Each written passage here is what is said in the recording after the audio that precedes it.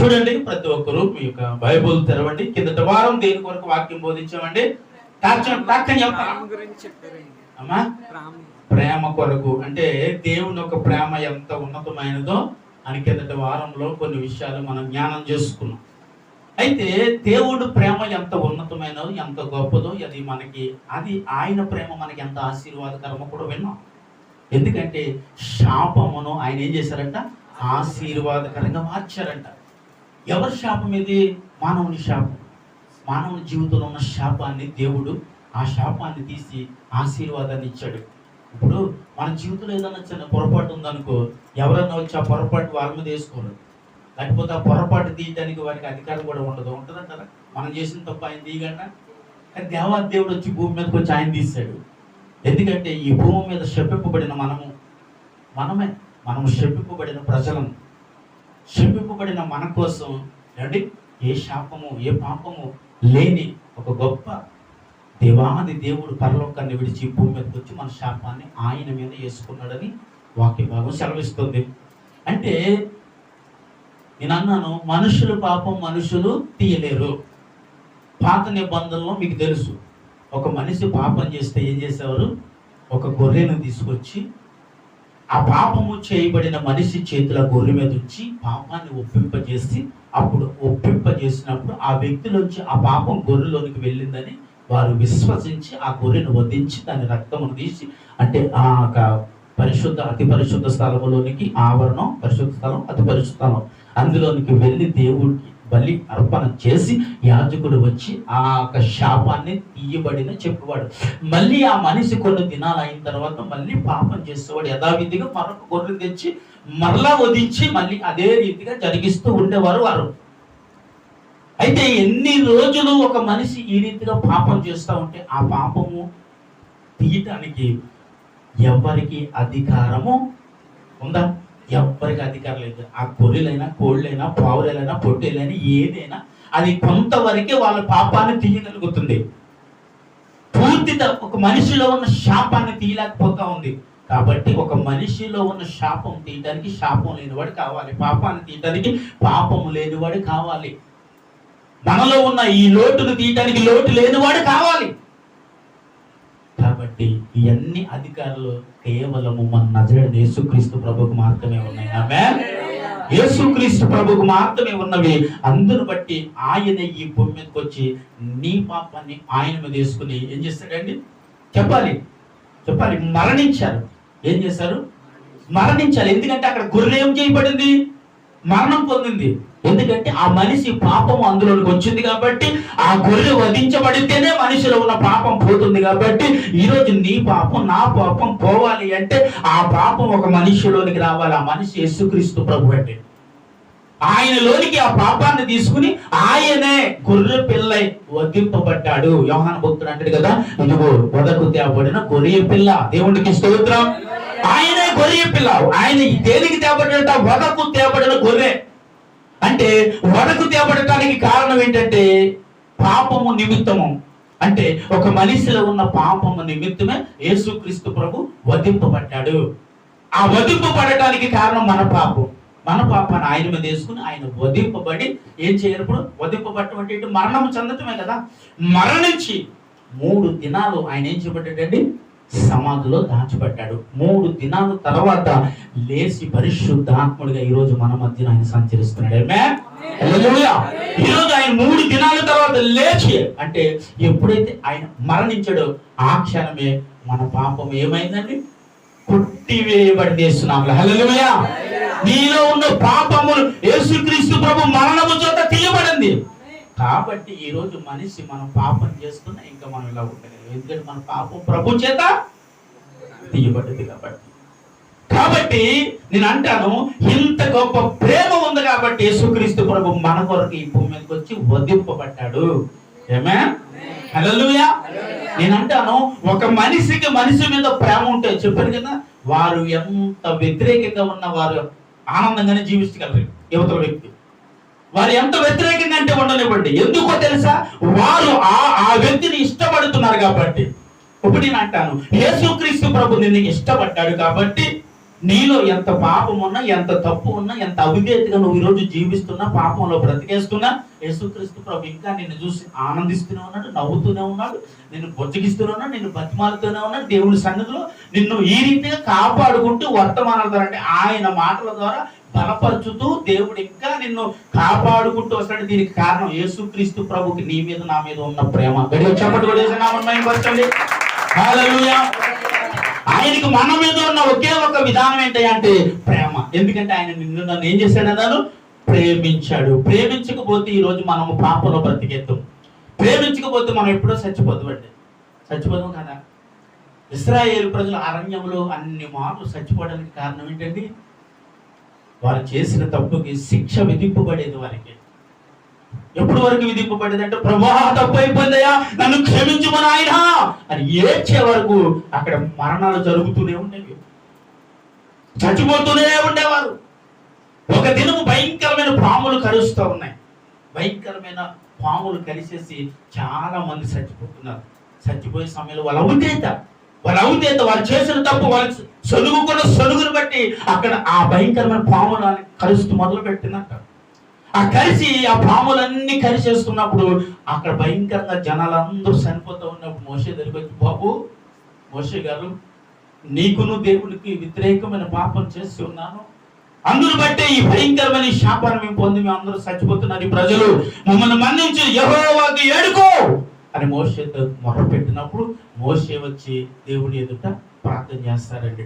దేవుడి దగ్గర ప్రార్థన చేసినప్పుడు మోషేతో దేవుడు అంటాడు, ఇదిగో ఒక ఇత్తడి సర్పమును చేపించి దానిని ఏం చేయమంటాడు? ఒక గొయ్యకు పెట్టి ఆ ఎవరైతే పాము చేత కరచబడ్డారో వారందరూ ఆ సర్పం వైపు చూడమంటాడు. ఆ సర్పం వైపు చూసినప్పుడు ఆ ఎవరైతే పాము చేత కరవబడ్డారో వారందరూ బ్రతుకుతారని చెప్పాడు. దేవుడికి స్తోత్రం చేస్తాడు. అయితే అదే రీతిగా ఒకసారి మనం వాక్యాన్ని వినగలిగితే, ఆ ఎక్కడైతే సర్పము ఆ రీతిగా జరిగిందో, ఎప్పుడైతే దాన్ని చూసి బ్రతికారో, అలాగే మనుష్య కుమారుడు ఏం చేయబడతాడు? సిలువేయబడతాడు. ఆయన వైపు చూసిన వారందరూ బ్రతుకుతారని వాక్యం చదివిస్తోంది. కాబట్టి ఈరోజు యేసుక్రీస్తు ప్రభు ఆయన కూడా అదే రీతిగా సిలువేయబడ్డాడు. ఆ సిలువ వైపు చూస్తున్న నీవు నేను ఈ రోజు బ్రతికి ఉన్నాము. ఆమేన్, హల్లెలూయా.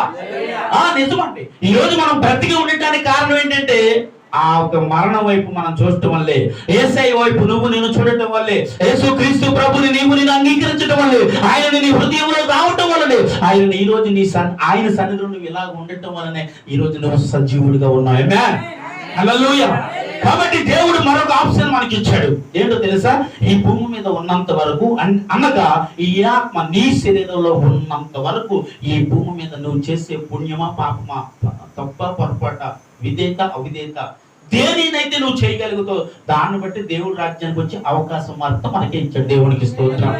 చెప్పండి, ఈ అవకాశం ఎవరికి ఇచ్చాడు? దేవుడు నీకే ఇచ్చాడు. ఇది దేవుడిది ఏమి కాదు. ఈ అవకాశం దేవుడు నీకు ఇచ్చాడు. కాబట్టి ఇప్పుడు నీ దేహములో ఆ ఆత్మ ఉన్నంత వరకు నీ జీవితాన్ని బట్టి దేవుడి రాజ్యమా పాతాళమా అని నిర్ణయించుకునే ఆ నిర్ణయాన్ని దేవుడు నీకే ఇచ్చాడు. దేవుడికి స్తోత్రం, హల్లెలూయా. ఈ నిర్ణయాన్ని బట్టి ఈ దినము నువ్వు చేయాల్సిన నిర్ణయం ఏంటో తెలుసా? ప్రభువా, మరి నీ వైపు నేను చూస్తున్నా, కాబట్టి నా జీవితాన్ని ఈ లోకములో ఉన్నంత వరకు నా క్రియలు, అనగా నీ క్రియలు చొప్పున నీకు ప్రతిఫలము వస్తుందని అన్నావుగా. కాబట్టి నా క్రియలు ఈ రోజు నుంచి నీ ఎదుట నీతిగా ఉండాలి. ఆమేన్, హల్లెలూయా. అంటే దేవుని ఎదుట నీ క్రియలు నీతిగాను, యథార్థంగాను, పవిత్రంగాను, పరిశుద్ధంగాను కనిపించినప్పుడు అప్పుడు నీవు దేవుని రాజ్యమునికే వెళతావు. ఆమేన్. ఎందుకంటే ఇందులో ఖచ్చితంగా చెప్పగలము. ఎందుకంటే ఒక మనుషుడు విశ్వాసం వల్ల బ్రతుకుతాడని వాక్యం అంటుంది. విశ్వాసం అంతా యేసయ్య మీదే ఉండాలి. ఆమేన్ చెప్పండి. నీ విశ్వాసం అంతా యేసయ్య మీదే. నీ విశ్వాసం ఎప్పుడైతే యేసయ్య మీద ఉంచి, ప్రభా అయితే నా జీవితాన్ని బట్టే కదా, నా క్రియలను బట్టే కదా, నీవు నా క్రియలను బట్టే నాకు శిక్ష వెయ్యాలా లేకపోతే శిక్ష నుంచి తప్పించాలనే అట్టి దాన్ని ఏమన్నా నేను నిర్ణయాన్ని నాకే ఇచ్చావు కాబట్టి ఆ నిర్ణయాన్ని బట్టి నేను జీవిస్తాను అని ఒక తీర్మానం మొట్టమొదటిగా మనకే ఉండాలి. అన్ని దేవుడి మీద పెడతాం మనం. మరి ఆయనే కాపాడుకోవాలి కదండి, నేను వెళ్ళకుండా ఆయనే చూసుకోవాలి కదండి, నేను చేయకుండా ఆయన కాపాడుకోవాలి కదా, అన్ని ఆయననేటండి. మనము చేయాల్సింది మనము చేస్తూ, ప్రభువా నీ ఎదుట నేను ఇలా బ్రతుకుతున్నాను, ఇలా బ్రతకాలనుకుంటున్నాను, ఇలా జీవించాలనుకుంటున్నాను, ఈ నీతిలో ప్రభువా ఈ క్రియలను బట్టి నీ రాజ్యమునికి వచ్చే అట్టి కృప నాకు కావాలి అని నువ్వు కూడా కొద్దిగా ప్రయాసపడే వ్యక్తిగా నువ్వు బ్రతకగలగాలి. ఆమేన్. హల్లెలూయా.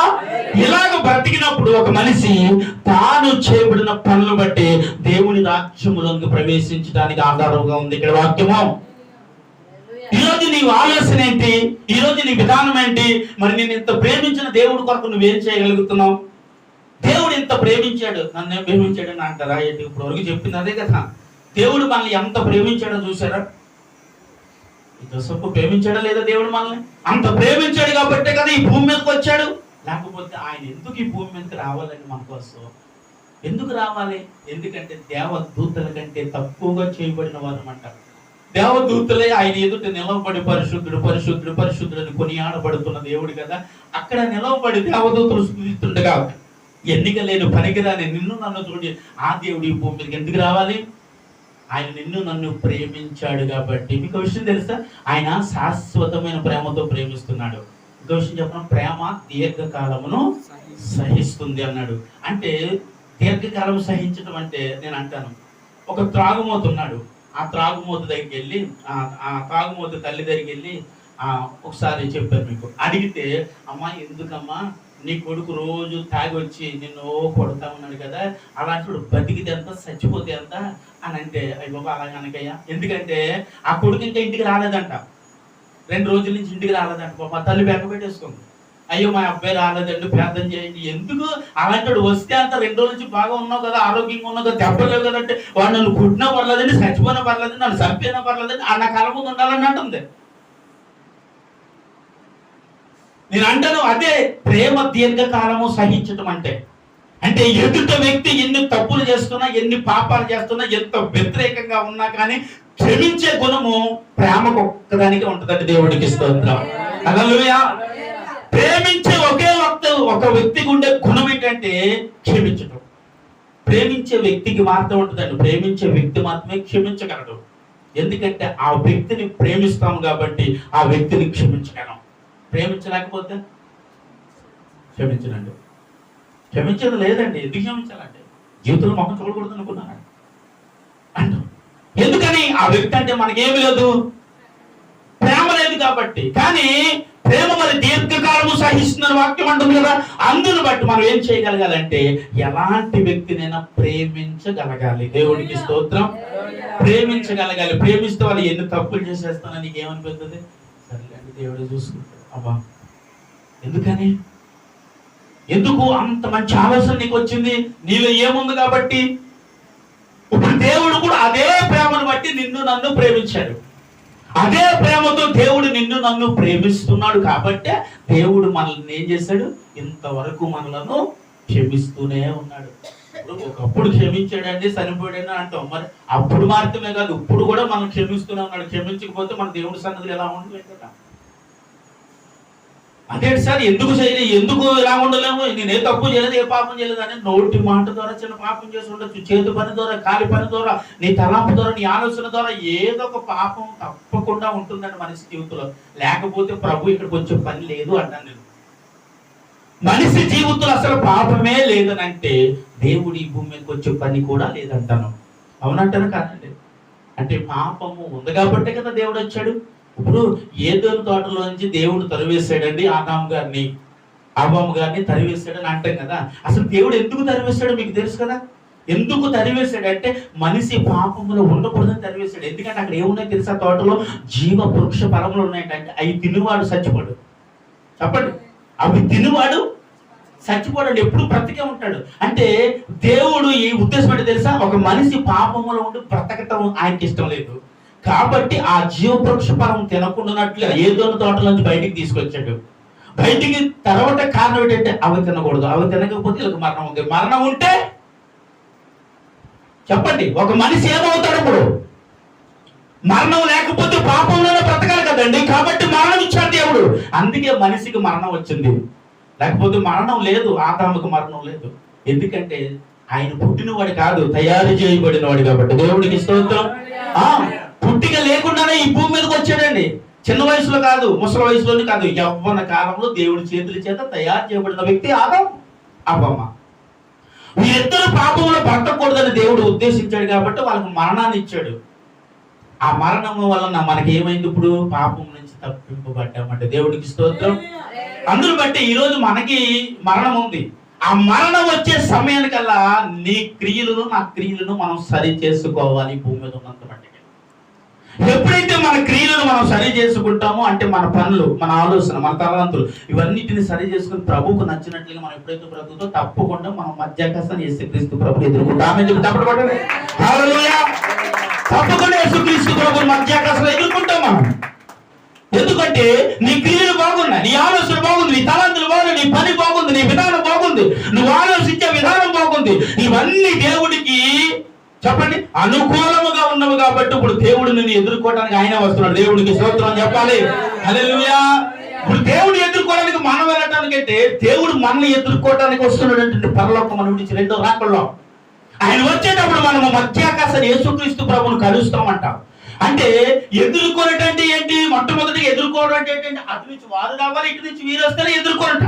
లేకపోతే మేము వెళ్ళామంటే ఆయన వచ్చారని అంటాం. ఎదుర్కొనటంటే యేసుక్రీస్తు ప్రభు నీ కోసం వస్తున్నారు, నువ్వు యేసుక్రీస్తు ప్రభు కొరకు వెళ్తున్నావు. అప్పుడే మధ్య కోసం మనం ప్రభువుని ఎదుర్కొంటాం. దేవుడికి స్తోత్రం. హల్లెలూయా. ఆయనను మనం ఎదుర్కొనేటకు కావలసిన యోగ్యత మొట్టమొదటిగా ఈ భూమి మీద ఉండగానే సంపాదించుకోవాలి.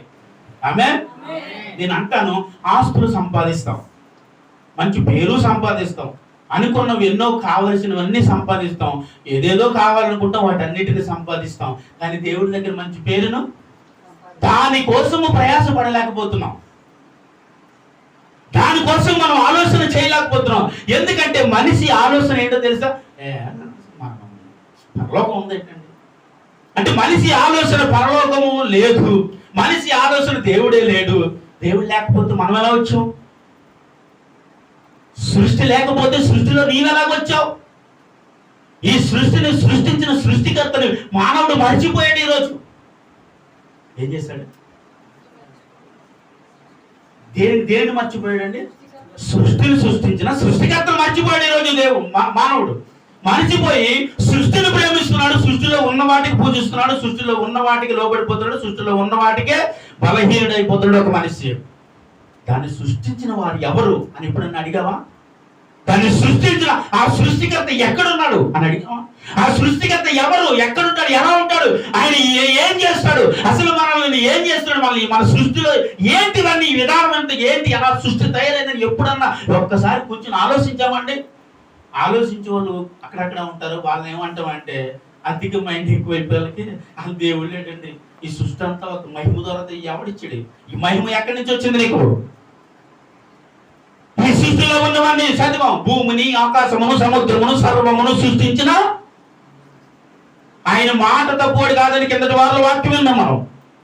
అంటే భూమిని సృష్టించింది యేసుక్రీస్తు ప్రభు, ఆకాశమును సృష్టించింది యేసుక్రీస్తు ప్రభు, సర్వమును సృష్టించింది యేసుక్రీస్తు ప్రభు అన్నవారు చెప్పబడాలప్పుడు. హల్లెలూయా.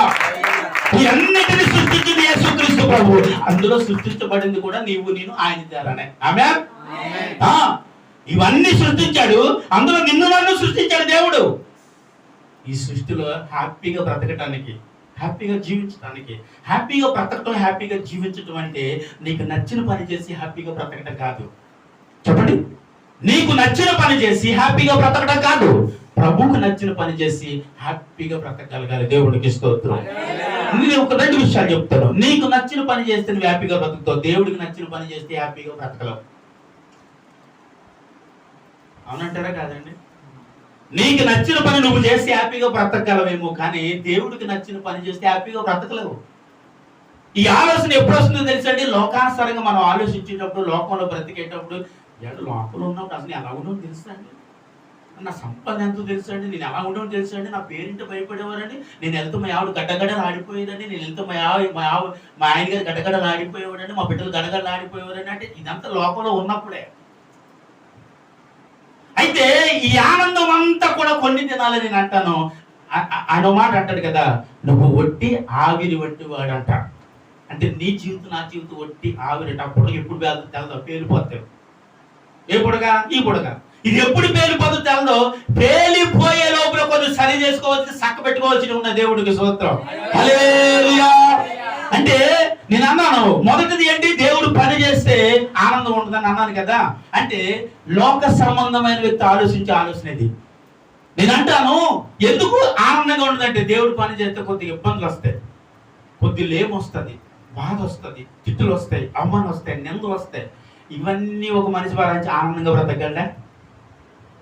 బ్రతకగలండి. నన్ను చూసి భయపడవారండి, ఇప్పుడు లోకల్ ఉన్న వాళ్ళని చూసి నేను భయపడవచ్చు. మనశ్శాంతి లేదండి బాబు, నెమ్మది లేదండి, ఎక్కడికి వెళ్ళి ఏం అవ్వట్లేదండి, ఏం చేయకపోతుందండి, అల్లిపోయి పడిపోయి వణికేసి బాబు ఈ పని కంటే ఆ పని బెటర్ అని అంటాం. అంటే నీకు నచ్చిన పనిలో నీకు సంతోషం ఉంది, కానీ దేవునికి నచ్చిన పనిలో నీకు సంతోషం లేదు. నేను అంటాను, పౌలు గారు మరి లోకంలో ఉన్నప్పుడు మీరు ఎలా జీవించినాకో, ఆయన అంటే సౌలుగా ఉన్నప్పుడు అద్భుతం జీవితం. ఎవరైనా పేరు వింటే అల్లాడిపోవాలి ముందు, ఎందుకంటే మొట్టమొదటిగా క్రైస్తవులు వెళ్ళిపోవాలని పేరు చెప్తారు. ఎక్కడైనా క్రైస్తవుడు ఉన్నాడంటే కొట్టేయండి, బంధించండి, వేసేయండి, చంపేయండి, అంతే. ఎక్కడ కనిపించడం వీల్లేదు. అధికారం చేతిలో ఉంది సౌలు గారికి. ఏదైనా చేయొచ్చు, ఏదైనా చేయగలడు, ఏదైనా చేయడానికి అధికారం తనకుంది. ఎందుకంటే తాను ఇష్టపడేవాడు కాబట్టి, లోకాన్ని ఇష్టపడేవాడు కాబట్టి ఏదైనా చేసే అధికారం ఉంది. ఎప్పుడైతే యేసుక్రీస్తు ప్రభువుని అంగీకరించబడ్డాడు, మార్పు చెందాడు, మారుమనసు పొందాడు, అక్కడి నుంచి అప్పటి వరకు కొట్టే సౌలు పౌలుగా మారిన తర్వాత కొట్టించబడుతున్నాడు, దెబ్బలు తింటూ మొదలెట్టాడు. దిగంబరతత్వం వచ్చిందంట, అంటే వస్త్రాలు లేని స్థితి వచ్చిందంట, త్రాగటానికి నీరు లేని స్థితి వచ్చిందంట, తినటానికి ఆహారం లేని స్థితి వచ్చిందంట. అయినను నేను ప్రభువులో సంతోషించుచున్నాను. చప్పుడు కూడా ఈ మాట ఎవరన్నారంటే పౌలు గారు అంటున్నారు. అంటే కట్టడానికి బట్టలు లేకపోయినా సంతోషంగా ఉన్నాను, తినడానికి అన్నం లేకపోయినా సంతోషంగా ఉన్నాను, త్రాగటానికి నీరు లేకపోయినా సంతోషంగా ఉన్నాను, ఎవరైనా తిట్టుకుంటే నాకెందుకంటే సంతోషంగా ఉన్నాను అంటున్నాడు. మనం ఎలా ఉండగలమండి? మనం ఎలా జీవించగలమండి? అమ్మో అదే బాగుందండి, అందులో అయితే బాబు నీ అంత గొప్ప లేనండి, నువ్వేదంటే అదే. అప్పుడు ఒకప్పుడు అలా అన్నారండి, ఇదేంటంటే బాబు ఇప్పుడు దేవుళ్ళకి వచ్చిన తర్వాత ఆయన చిత్తాన్ని నెరవేర్చే విషయం అప్పుడు చాలా శ్రమ వచ్చింది, బాధ వచ్చింది, కష్టం వచ్చింది, ఇరుకు ఇబ్బంది వచ్చింది, ఇవన్నీ తట్టుకుని దేవుడు పని చేసి చాలా కష్టం ఉండాలి, చేయలేకపోతే వాళ్ళు కావట్లేదు అంటావు నువ్వు. నేనైతే ఇక్కడ అంటున్న పౌలు అయితే వాటి యందు నాకు సంతోషము కలదు, నేను సంతోషంగా ఉన్నాను, ఆనందంగా ఉన్నాను. ఆకలి వేసిన ఆనందంగా ఉన్నాడంట, నీళ్ళు తాగకపోయిన ఆనందంగా ఉన్నాడు, వస్త్రం లేకపోయిన ఆనందంగా ఉన్నాడంట, తిరుగుతున్న ఆనందంగా ఉన్నట్టు, అవమానపడుతున్న ఆనందంగా ఉన్నాడు, వాళ్ళతో గుడేస్తున్న ఆనందంగా ఉన్నాడంట, ఏది చేస్తున్నాను అంటున్నాడు, నేను ఆనందంగానే ఉన్నాను అంటున్నాడు. ఒక్కరోజు మీరు చెప్పగలరా మీ బంధువులకో, మీ స్నేహితులకో, మీ ఇరుగు పొరుగు వారికో యేసులో నేను ఆనందంగా ఉన్నానని చెప్పగలవా? చెప్పారు ఎప్పుడైనా? ఆనందంగా జీవించగలుగుతున్నానండి, హ్యాపీగా బ్రతకగలుగుతున్నానండి, దేవుడిలో నేను మంచి లైఫ్ నాకు దేవుడు ఇచ్చాడండి, దేవుడిలో నేను చాలా సంతోషంగా ఒకప్పుడు లోకంలో బ్రతికే దానికంటే ఈరోజు క్రీస్తులో చాలా హ్యాపీగా జీవించగలుగుతున్నానని చెప్పగలుగుతున్నామా? మరి అమ్మా తల్లి దేవుడికి స్తోత్రం, తల్లి అమ్మా హ్యాపీ, దేవుడికి స్తోత్రం చెప్పండి. హల్లెలూయా. ఎంత అరిచి మొరపెట్టి వాకింగ్ చెప్తుంటే హ్యాపీగా పడుకుంటున్నా.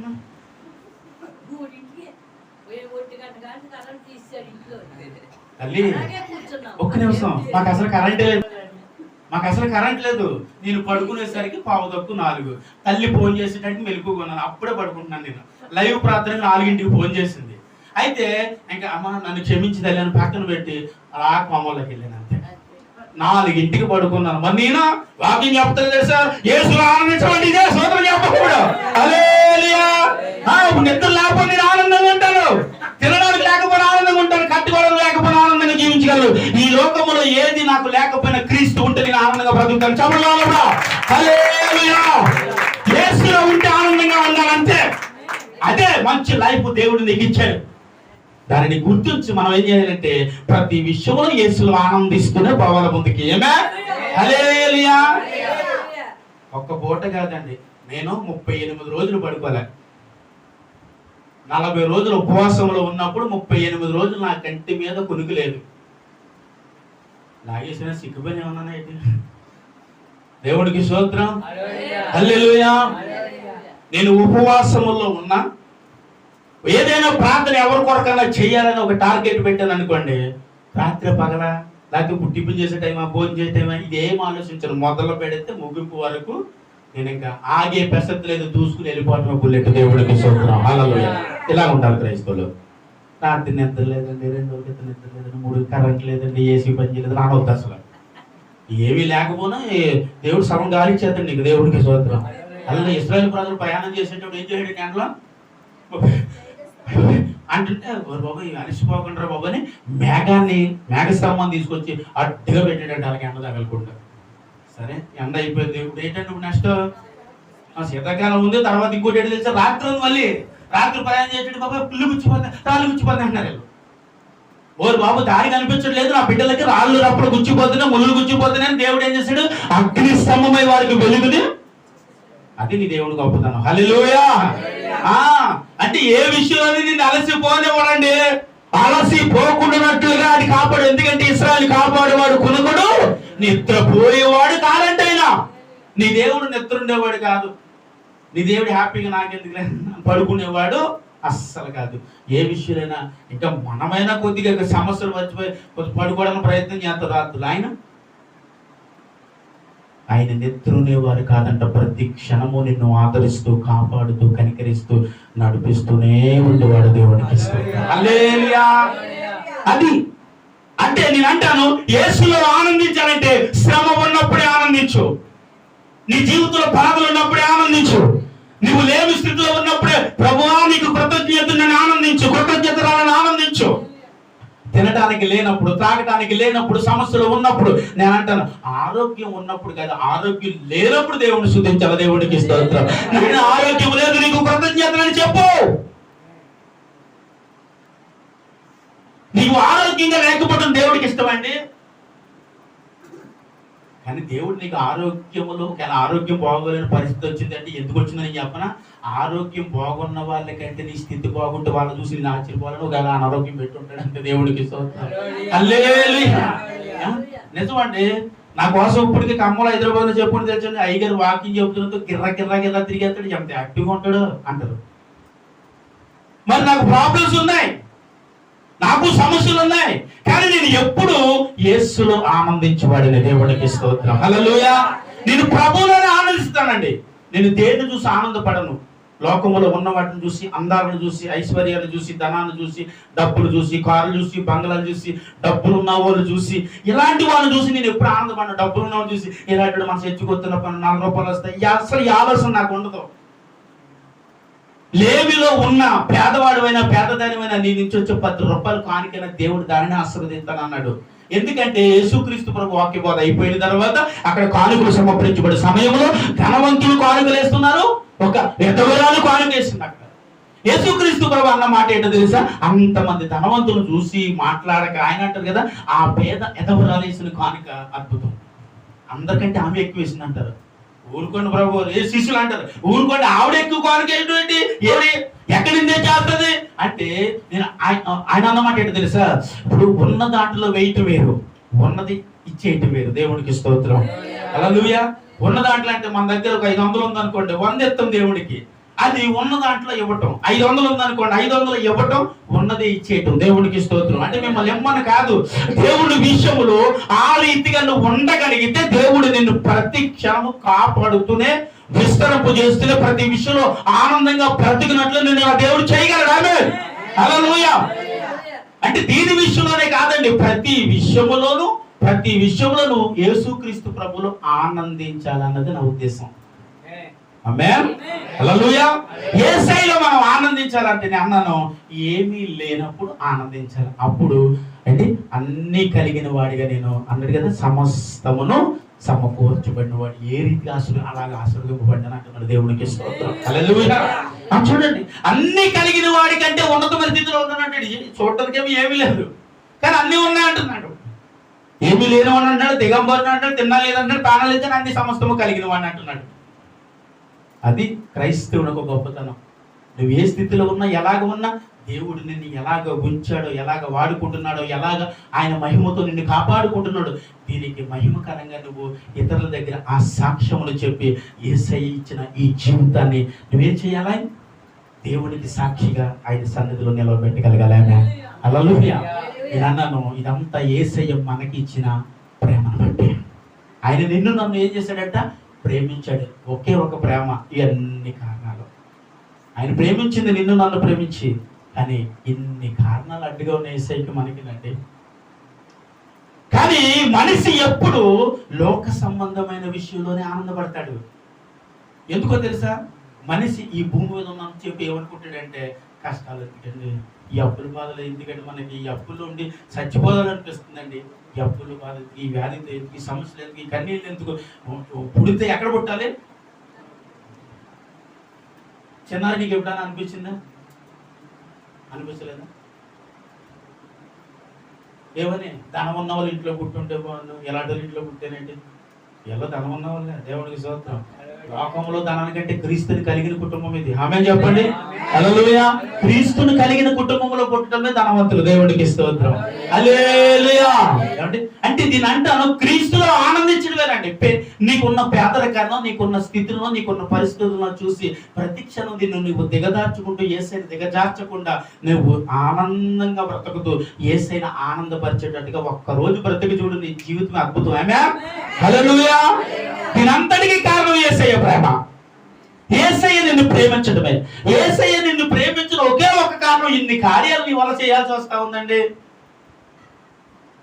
ఒక మనిషి ప్రేమిస్తే ఎన్ని ఉన్నా సరే వాటిని అన్నిటిని జయించి ముందుకు వెళ్ళగలగాలి. ఇప్పుడు యేసయ్యకు ఉన్న ప్రేమను బట్టి ఆయన మరణాన్ని జయించి తిరిగి లేచిన దేవుడు. దేవునికి స్తోత్రం. హల్లెలూయా. చూడండి, ఒక వాక్యాన్ని చూపిస్తున్నాను. ఇర్మియా 31:3 చదవండి ఒకసారి. 4 చదువమ్మా.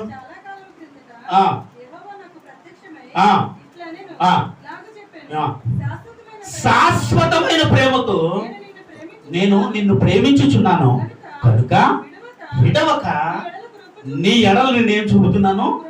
ఏమేం చెప్పండి. హల్లెలూయా. ఏమండి? అయితే దేవుడు ప్రత్యక్షమయ్యి తనకు చెప్పిన మాట ఏంటంటే, నిన్ను నేను ప్రేమిస్తున్నాను కాబట్టి విడవక నీ ఎడలు నేనేం చూపిస్తున్నాను. మనిషికి ఇదే కావాలి. ఆమేన్. హల్లెలూయా. ఏది కావాలంటే, ఎప్పుడు ఒక మనిషికి దేవుడి కృప కావాలి. ఎందుకంటే ఆ కృప ఎందుకు ఇచ్చాడంట? నిన్ను ప్రేమించాడు కాబట్టి ఆ కృప నీకు ఇచ్చాడంట. ఆయన కృప నీకుంటే ఈ భూమి మీద ఉన్న దేనినైనా జయించగలమండి. ఆమేన్ చెప్పండి. హల్లెలూయా. దేవుడి కృప లేకపోతే ఏమీ చేయలేం. దేవుడి కృప నీకు లేకపోతే, ఏమండి, ఎంతో మందిని మనం చూస్తూ ఉంటాం. వాటర్ తాగుతూ చచ్చిపోతారు అండి, అన్నం తింటూ చచ్చిపోతారు, ప్రయాణం చేస్తూ చచ్చిపోతున్నారు, అంటే నడుస్తూ చచ్చిపోతున్నారు, కూర్చుని చచ్చిపోతున్నారు, ప్రార్థన చేస్తూ చచ్చిపోతున్నారు, ఏదో పని ఇంట్లో పనులు, వంట పనులు చేస్తూ నిలబడి చచ్చిపోతున్నారు. నిన్న ఒకటి చూశాను, కాలేజీలో మరి ఎగ్జామ్ రాస్తే ఏ విధంగా అలా అలా అలా పడి అలా చనిపోయింది. 18 సంవత్సరాలు అండి. అంటే ఏ పని చేస్తున్నారో ఆ పని చేస్తున్న వారు చచ్చిపోతున్నారు. ఏ పని చేస్తున్నారో ఆ పని చేస్తూ వారు ఏమవుతున్నారు. నేను అంటాను, దేవుడి కృప నీకు ఉంది కాబట్టి ఎలాంటి అపాయకరమైన పరిస్థితులకు వెళ్ళినా, ఎలాంటి ప్రమాదకరమైన పరిస్థితులకు వెళ్ళినా, ఎలాంటి ప్రమాదకరమైన రోగము నీకు వచ్చినా వీటన్నిటిని తప్పించి దేవుడు నిన్ను సజీవుల లిస్టులో ఇంకా నేను కాపాడుకుంటున్నాను. దేవుని బట్టి అంటే ఇది దేవుడి కృపను బట్టి. ఆమేన్. హల్లెలూయా. ఇది దేవుడి కృపను బట్టి దేవుడు మనకు చేస్తున్న కార్యం అన్నమాట.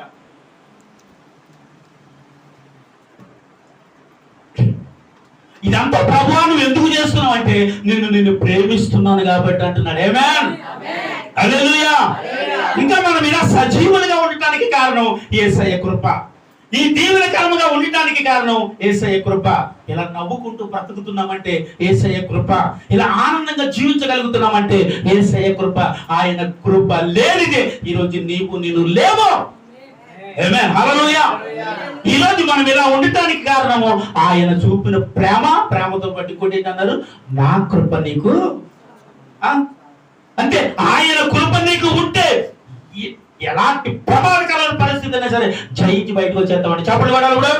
హల్లెలూయా. అది ఎలాంటి భయంకరమైన పరిస్థితి అయినా, అపాయకరమైన పరిస్థితి అయినా, భయంకరమైన వ్యాధి అయినా, రోగమైన, కష్టమైన, కన్నీళ్ళైనా, ఇరుకులైన, ఇబ్బందులైనా, ఏది నిన్ను వెంబడించి శోధిస్తుందో వాటి నుంచి తన ప్రేమ చేత తన కృపతో నింపి నేను ఏం చేస్తాడు బయటికి తీసుకుని వస్తాడు. హల్లెలూయా. దాని నుండి బయటికి తీసుకొచ్చి ఆయన శాశ్వతమైన ప్రేమతో నిన్ను ప్రేమించాడు కాబట్టి ఇదంతా యేసుక్రీస్తు ప్రభు నీ జీవితంలో చేస్తున్నాను అంటున్నాడు. ప్రభు ఇదంతా ఎందుకు చేస్తున్నావు అంటే నీ పితరులను బట్టి. ఎవరిని బట్టి? చూడండి, ద్వితీయం తీసుకుంటే 4వ అధ్యాయము 37వ వచనం ఒకసారి చదవండి. Page number 149. ద్వితీయం తీసుకుంటాము 4.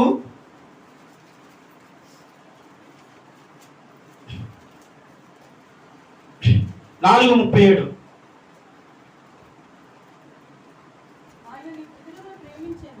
అమ్మా, ఆయన మీ పితరులను ప్రేమించును కనుక వారు తరువాత వారు సంతానమును ఏర్పరచుకొనెను. దేవుడికి స్తోత్రం అని చెప్పండి. హల్లెలూయా. ఇతను ఎవరిని ప్రేమించారు? ఇప్పుడు ఎవరు కొరకంట? వారి పితరులను. అందును బట్టే ఇప్పుడు వారి సంతానాన్ని దేవుడు ఏర్పరచుకున్నట్టు. వారి సంతానం అంటే మీరు, మనమేనండి. వారి సంతానంలో పిలువబడుతున్న ఈరోజు నిన్ను నన్ను దేవుడు ఏర్పరచుకున్నాడు. ఎందుకు బట్టి అంటే మన పితరులతో దేవుడు చేసిన ప్రమాణం అది. అబ్రహాముతో, ఇసాకుతో, యాకోబుతో దేవుడు చెప్పిన ప్రమాణం ఏంటంటే, ఇదిగో నిన్ను ఏం చేస్తానన్నాడు? ఇసుక రేణుల వలె విశ్రమ చేస్తాను. కానాను దేశంలో ఒక ఆశీర్వాదకరమైన స్థలంలో నీ కుటుంబాన్ని నేను ఏం చేస్తాను? ఆశీర్వదించబోతున్న వారు చేసిన ప్రమాణం బట్టి ఈరోజు నేను ఆశీర్వాదకరమైన వ్యక్తిగా ఉన్నావు. ఆమె చెప్పాలి. ఆశీర్వాదకరంగా ఉన్నానన్న వాళ్ళు ఆమె చెప్పడు గట్టిగా. ఇవన్నిటికీ కారణం ఏంటంటే ఆయన అన్నాడు నిన్ను ప్రేమించాను కాబట్టి. ఏమా? హల్లెలూయా. ఇప్పుడు మన పితరులు ప్రేమించిన దానికంటే ఎక్కువగా దేవుడు ఇప్పుడు మనల్ని ప్రేమిస్తూ ఉన్నాడు. మన పితరులు దేవుడు ప్రేమించాను అన్నాడు, కానీ దానికంటే ఎక్కువగా ఈరోజు యేసుక్రీస్తు ప్రభు నేను ఇంకా ఎక్కువగా ప్రేమించాడు కాబట్టి ఆయనే మరణం అవ్వాల్సిన పరిస్థితి యేసుక్రీస్తు ప్రభుకి వచ్చింది ఈరోజు. వీటన్నిటికీ కారణం ఏంటి యేసు ప్రభు అని అడిగితే, నేనేం చేశాను? నోరు తెరిచి చెప్పండి అమ్మా. ప్రేమించాను కనుక. ఆమేన్. ఎవరు ప్రేమించారు? మరి మనం యేసు ప్రభువుని ప్రేమిస్తున్నప్పుడు చెప్పాలి. నిజమే చెప్పను, అబద్ధం చెప్పు. ఒక్కొక్కరు ఒక్కో దాన్ని ప్రేమిస్తూ ఉంటారు. ఒక్కొక్కరికి ఒక్కొక్క ఇష్టం. నేను అదే అన్నాను, నీ ఇష్టాన్ని చేసుకునేటప్పుడు నీకు సంతోషం ఉంటుంది, దేవుడు పని చేసేటప్పుడు సంతోషం ఉండదు నీకు. ఆ సంతోషం ఎప్పుడు ఉంటుందంటే నీవు సౌలుగా ఉన్న మనము పౌలుగా మారిపోతేనే ఆ పరిస్థితి మనకు వస్తుంది. హల్లెలూయా. ఇంకా సౌలు లాంటి జీవితానికి మనకు ఉండకూడదు.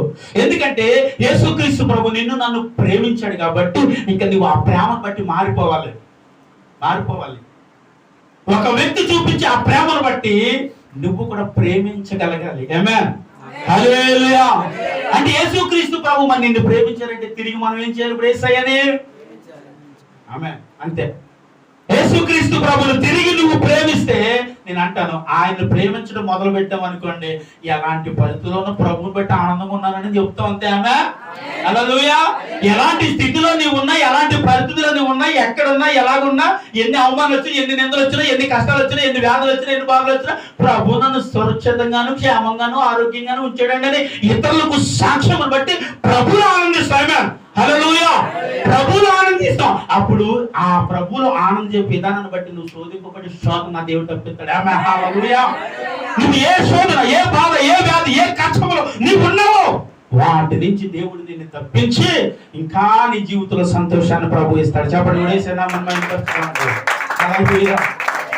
ఇంకా మనకేమిస్తాడు?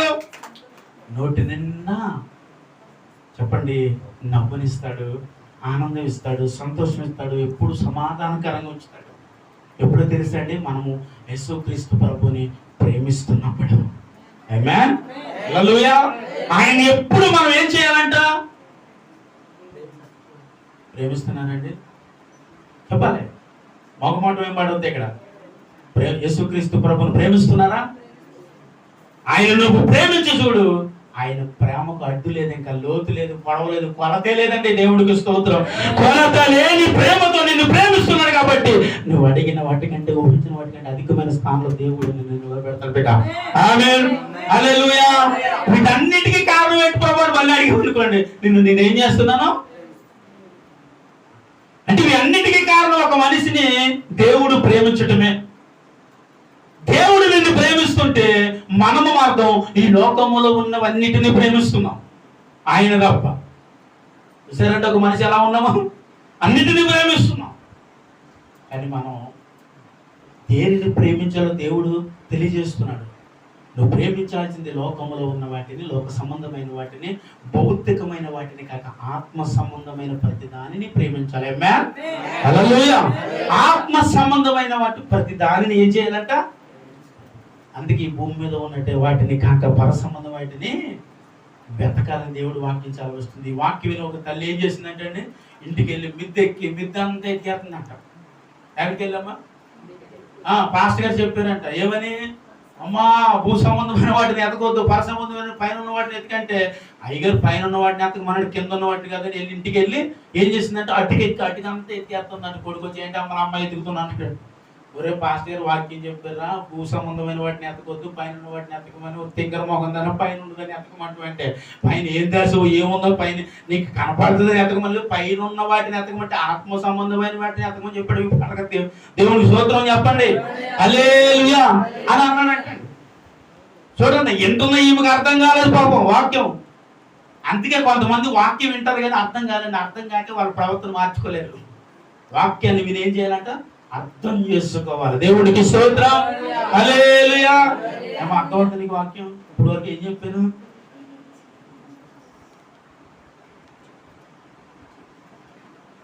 చెప్పమ్మా. దేవుడు ఏం చేశాడు మన కోసం? మంచి పని చేశాడండి. మంచి పని చేశాడండి. మంచి పని చేశాడు కాదమ్మా బాబు. ఈ భూమి మీదకి వచ్చి నీ కొరకు నా కొరకు చనిపోయి తిరిగి లేచి మంచి పని చేశాడు. దేవుడికి స్తోత్రం, హల్లెలూయా. ఏం చేశాడండి? చనిపోయి తిరిగి లేచి మనకు మంచి చేసి సంతోషమనిచ్చి సమాధానం ఇచ్చేవారు. బిడ్డ ఇప్పుడు నవ్వుతూ బ్రతికేదని చెప్పాడు దేవుడు. కానీ మనం ఏం చెప్తున్నా? కర్రవండి, నా దరిద్రంగా ఏడ్చిందండి, నా బతికేలాగా ఏడ్చిందండి. నీ బొద్దుకే దేవుడు అన్ని ఇచ్చేసాడు కదా, ఇంక నీ బొద్దుకే ఉంది అంటే ప్రతిదానికి చూసి మనం ఏం చేస్తామంటే ఇలా కుడుస్తుంది. అంటే మన కర్మని మనమే తెచ్చి పెట్టుకుంటామండి. దేవుడేమో కర్మను తప్పిస్తా ఉంటే కర్మ తెచ్చి మనం ఏం చేస్తాం? నెత్తి పెట్టుకుని కర్మని పెడతాంటే అది కర్మ ఏం చేస్తాం? ఇక్కడ ఎక్కి కూర్చుంటుంది. ఆ కర్మని, ఆ దరిద్రతని, ఆ పాపాన్ని, ఆ శాపాన్ని అన్నింటినీ దేవుడు మరణం చేత తీసేసాడండి. వాటిని మరలా మీ జీవితానికి రాకుండానట్లుగా ప్రభు సన్నిధిలో ఎప్పుడు ఆనందిస్తూ బ్రతకాలండి. స్తోత్రం చెప్పండి, హల్లెలూయా. ప్రభు సన్నిధిలో ఎప్పుడు మరి బయటికి వెళ్ళినప్పుడు అంటే మరి వాడమంటే చెప్పాలి. ఎలా ఆదివారం అంటే దేవుడి సన్నిధిలో నవ్వుతున్నాం, హ్యాపీగా ఉన్నాం. మరి రేపు సోమవారం నుండి ఏంటి పరిస్థితి? మళ్ళీ ఆదివారం దాకా అందరూ చెప్పండి అదే మాట. ఆమేన్, హల్లెలూయా. అంటే ఆదివారం నుండి తిరిగి మరలా దేవుడు మందిరానికి వచ్చే వరకు అదే నవ్వుతూ మేము ఆనందంగా, హ్యాపీగా, సంతోషంగా యేసయ్యను బట్టి ఆనందిద్దామని చెప్పండి. ఆమేన్, హల్లెలూయా. ఈ ఆనందాన్ని దేవుడు ఎప్పుడు నీలో ఉండాలని కోరుకుంటున్నాడు. తన తండ్రి తన బిడ్డల ఆనందాన్ని చూసి ఎప్పుడు ఏం చేస్తాడండి? నా బిడ్డలు ఇలా హ్యాపీగా ఉండాలి, నవ్వుతూ ఉండాలి. అరే దానికి ఏం కష్టం రాకుండా, పిల్లలకి ఏ శ్రమలు రాకుండా జాగ్రత్తగా చూసుకో చెప్తాడు. ఇక్కడ తండ్రి చెప్తాడా లేదండి? ఎందుకంటే వాళ్ళు ఎప్పుడు ఎలా ఉండాలంటే అలా ఆనందంగా నవ్వుకుంటూ ఉండాలని. మనం ఎవరమయ్యా? భౌతికమైన తల్లిదండ్రులు, కానీ ఆత్మ సంబంధమైన తండ్రి ఉన్నాడు. ఆ ఒక్కరోజు ఇంకా పిల్లల్ని ఏడిపెత్తాము మనం. ఆయన అయితే ఒక్కరోజు కూడా ఏడిపించుకుంటూ ప్రతిరోజు నవ్వించుకుని, లాలించుకుని, పాడిస్తుని, ముద్దు పెడుతుని, ఎత్తుకుని, నడిపించి, ఆడించి ఎన్ని యాత్రలు అనుకుంటున్నారు. ఎన్ని మీకు తెలుస్తలేదు. నిజమండి, అన్ని తెలుస్తలేదు. ఇప్పుడు మనం చిన్న వయసులో ఉన్నప్పుడు అన్నం తినకపోతే ఏం చేస్తారండి? ఎలా తినిపిస్తారు? అక్షయ సార్ అన్నం తినిపిస్తాను చూసానండి, ఇలా బట్టుకు లెగదీసి ఇలా కిరేసేసింది. ఇక్కడి నుంచి అక్కడ నుయ్యుందండి, ఆ నువ్వు దగ్గరికి పడింది పిల్ల. అంటే ఇలా కూడా అన్నం తినిపించేది కదా. మనకి దేవుడు అలా తినిపిస్తే ఎలా ఉంటుందండి? ఊరుకోండి, సంతోషంగా ఎక్కడ ఉంటుంది? దేవుడు మాటలు పట్టుకెళ్ళతే మనమేమో ఇలా తినిపిస్తా ఉంటే దేవుడు బాబోరు బాబోరు బాబోరు బాబోరు బతిమాలేస్తాడు, గడ్డం పట్టి తిరిగేస్తాడు మన చుట్టూ. అన్ని ఇవ్వలేదు అనేసి నాకు ఇది వద్దు, నాకు ఇంకా అది వచ్చేదాకా, నాకు ఉద్యోగం వచ్చి, నాకు అది వచ్చేదాకా నేను రాను. మన నూతన కూడా ఉద్యోగం వచ్చేదాకా మన దేవుడి మందిని రానన్నాడు. ఇవన్నీ ఇచ్చేవాడికి ఏం చేయాలంటే అండి, నేను అన్నం తిన్నా,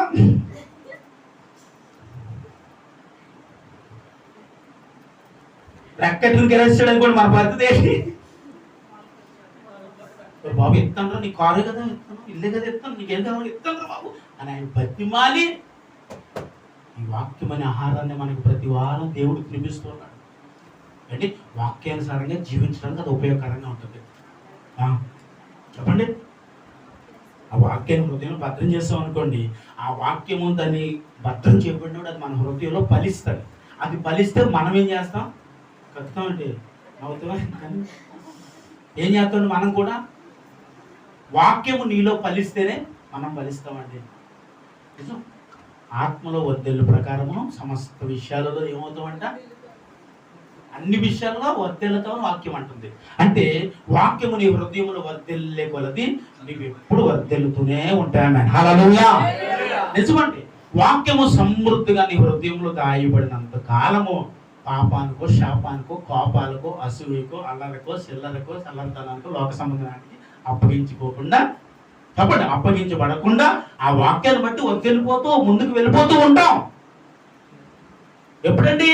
వాక్యము మన హృదయములో భద్రము చేయబడినప్పుడు. దాన్ని భద్రం చేసుకోవాలండి. వాక్యాన్ని వినటం ఎంత గొప్పతనమో, వినిన దానిని భద్రం చేసుకోవడం కూడా అంతే గొప్పతనం. నేను అన్నానండి, ఒక విషయం చెప్పిన, ఒక వస్తువు మనం సంపాదించామంటే ఈ వస్తువు సంపాదించడం ఎంత గొప్పతనమో దీన్ని కాపాడుకోవడం కూడా అంత గొప్పతనం.